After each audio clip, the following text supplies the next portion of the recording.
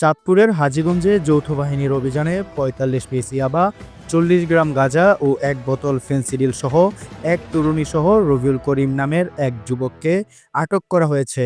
এ সময় তাদের বহন করা প্রাইভেট কার জব্দ করা হয়। পরে তাদের গ্রেফতার দেখিয়ে কারাগারে পাঠানো হয়। বুধবার ২৯ অক্টোবর ভোরের দিকে তাদের আটক করা হয়। এ সময় ওই তরুণী বলেন, আমি মদ খাই, আমার লাইসেন্স আছে, আমার বারের লাইসেন্স করা। আমি ফেনসিডিলে আসক্ত না, আমি শুধু সঙ্গ দিতে তাদের সাথে আসছি। ইয়াবা তো আমার সাথে পায়নি, গাড়িতে পেয়েছে।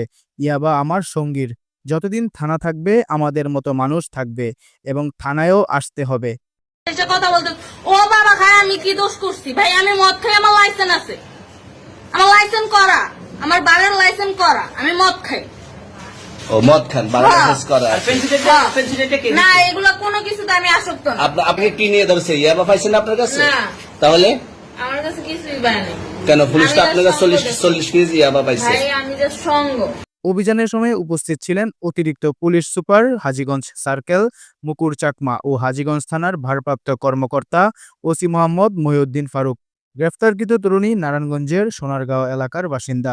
বর্তমানে মিরপুর ১২ পল্লবী থানা এলাকায় বসবাস করেন। তিনি নিজেকে একজন নৃত্যশিল্পী ও তার মদ খাওয়ার লাইসেন্স আছে বলে জানান। গ্রেফতারকৃত রবিউল করিম চাঁদপুরের হাজীগঞ্জ উপজেলা গন্তব্যপুর দক্ষিণ ইউনিয়নের জয়সরা গ্রামের মতিন মুন্সির ছেলে। তিনি ওই তরুণীর বন্ধু। এ ঘটনায় হাজীগঞ্জ থানার উপপরিদর্শক এসআই সাজ্জাদ হোসেন বাদী হয়ে মাদক আইনে মামলা করেন। পরে তাদের ওই মামলায় গ্রেফতার দেখানো হয়।